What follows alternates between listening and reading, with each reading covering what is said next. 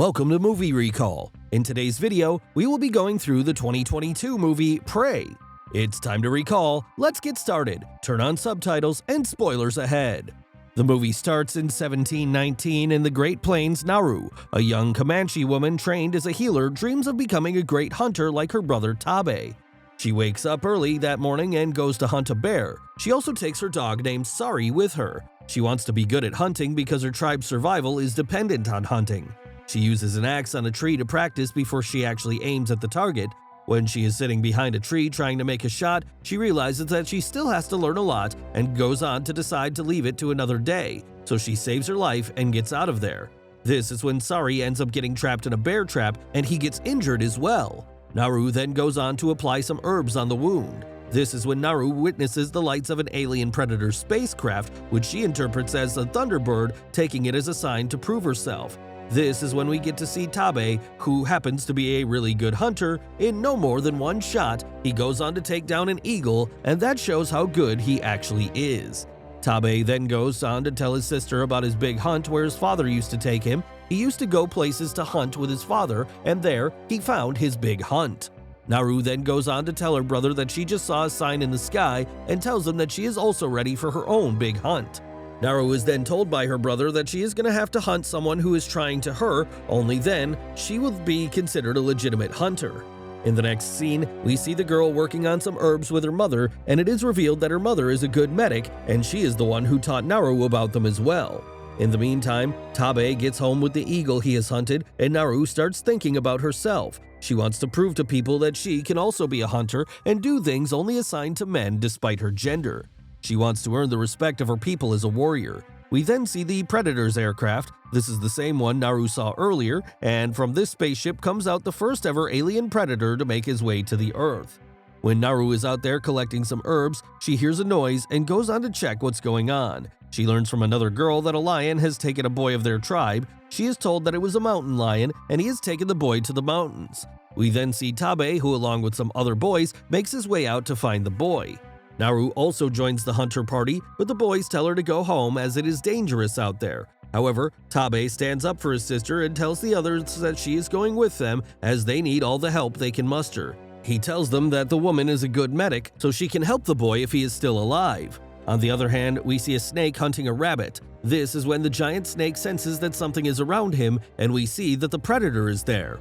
The predator goes on to put an end to the snake in the blink of an eye, making it abundantly clear that he is the real hunter. Naru, Tabe, and Pake move towards finding the boy, and they finally spot him. They see that the boy is badly injured, and they find it weird that the lion has just wounded the boy, but it has not killed him. This was unusual. The boy has a high fever. Naru right away tends to his wounds and then gives him a yellow herb through which the boy's body temperature starts going down.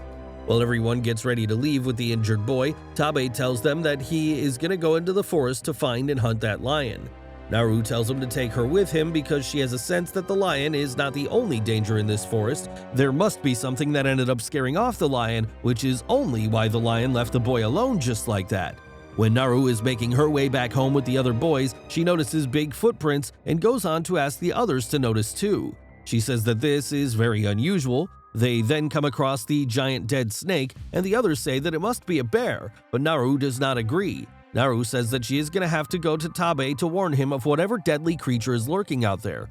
Naru, along with another boy named Pake, makes her way to the forest and finds Tabe. She tells him what they saw out there, and Tabe says that it must be a bear. Naru again disagrees. Tabe, however, tells them that they are in the area of the lion right now, so they better focus on that, otherwise they could very much become the big cat's dinner.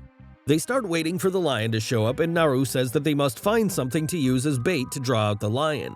Tabe is really impressed by his sister because he realizes that she is a good strategist and she knows her way around the wild animals. He tells Naru that he agrees with her. Tabe then goes on to set the bait for the lion in the path where the big cat is expected to show up. Naru, on the other hand, goes on to climb the tree with another boy and wait for the creature. In the meantime, the lion shows up and goes on to kill Pake right away. Naru gets a little confused and scared when she finds herself one-on-one with the lion, but she manages to keep her head in it and bravely tries to face or fend off the lion. Her attention is, however, diverted when she spots the predator. The lion takes advantage of the distraction and attacks her. She goes unconscious and collapses to the ground.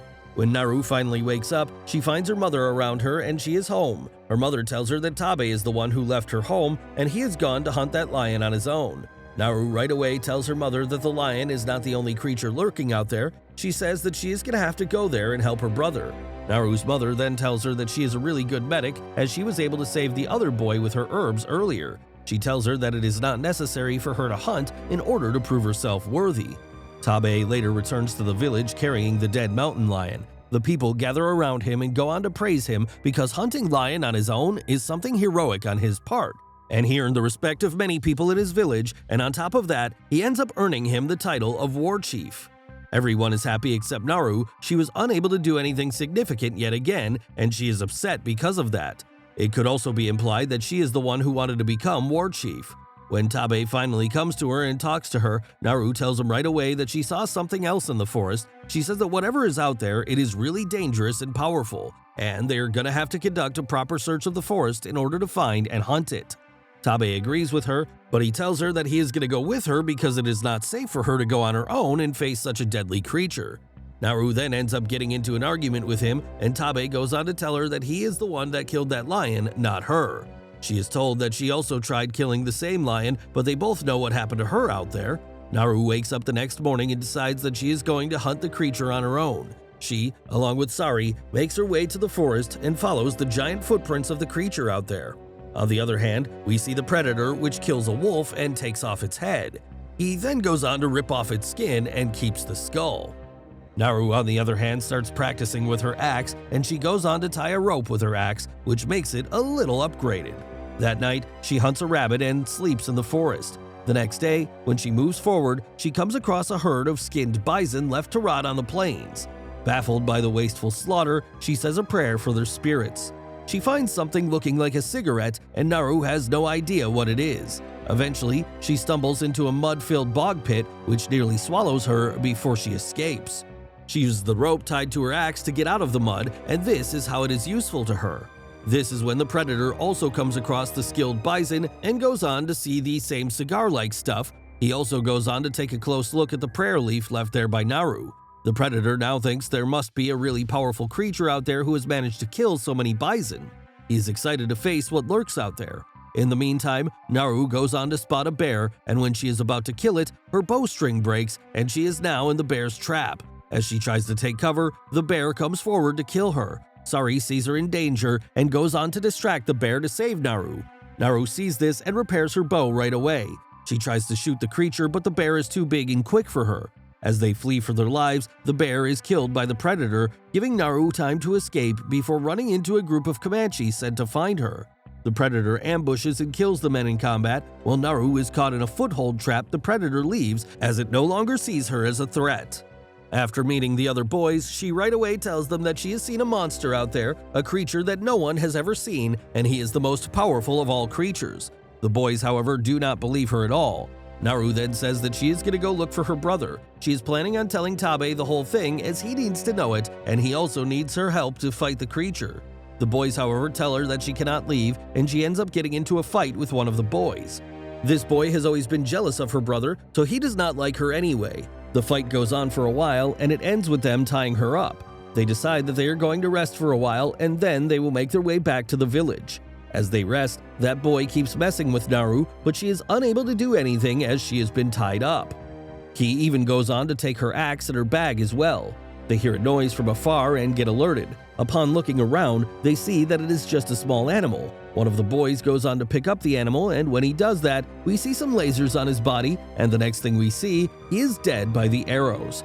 This is the same strategy as Naru's. She also likes to draw out her enemy while using bait, and this is exactly what the predator just did.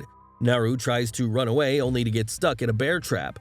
French voyagers responsible for slaughtering the bison come to check their trap, find Naru, and cage her. Their translator, Raphael Adelini, questions Naru about the predator who the Frenchmen have encountered before.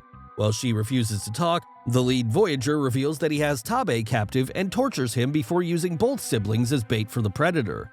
They have been tied up now, and all the Frenchmen sit there with their guns ready, waiting for the predator to show up to the bait as they plan on killing the creature at sight. While tied to a tree, Tabe admits to his sister that she had weakened the mountain lion, enabling him to kill it. The Predator, on the other hand, shows up and kills most of the Frenchmen while Tabe and Naru escape. Naru rescues Sari from the camp and stumbles across a dying Raphael, who teaches her how to use his flintlock pistol in exchange for medical treatment for his severed leg. Naru gives him herbs that reduce his body heat to stanch the bleeding. When the Predator arrives, Raphael plays dead, and Naru realizes that, due to his reduced heat, the creature cannot see him. After it steps on Raphael, he screams, and the Predator kills him. Tabe arrives on horseback to rescue Naru. Together, they weaken the Predator, but it kills Tabe. Naru flees and finds the surviving lead Frenchman. She knocks him out, severs one of his legs, and gives him an unloaded gun before eating the herbs to hide her body heat, baiting the Predator to kill the Voyager. She uses Raphael's pistol to ambush the creature, knocking off its mask, which she has previously seen to hold the targeting system for the Predator's spear gun. She steals the device and flees into the woods. Naru uses the Frenchman's severed leg to lure the Predator into the area with the mud-filled bog pit, where she has positioned the creature's mask so that it targets the pit. Without the mask, the Predator is less effective, so Naru injures it significantly before dragging it into the bog. As the Predator rises from the pit, it fires the spear gun at Naru and misses. The projectile bounces around and homes in on the Predator, killing it. Naru severs its head and paints her face with its glowing green blood.